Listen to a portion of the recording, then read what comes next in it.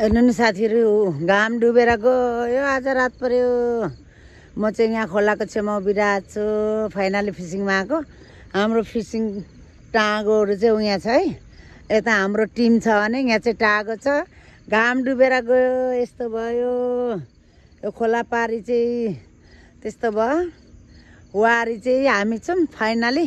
खोलावारी चाहिँ यसरी उज्यालो छ।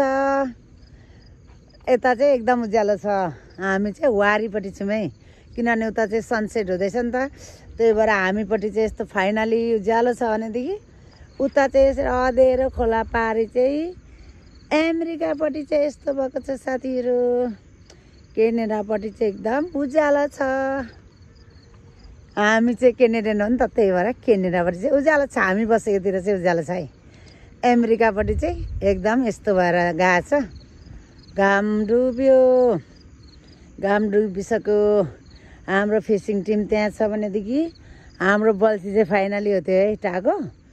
टाँगो रुङ्गाइ मात्रै हो। फिस चाहिँ खासमा आएकै छैन हाम्रो टाँगोमा। फिस परेकै छैन।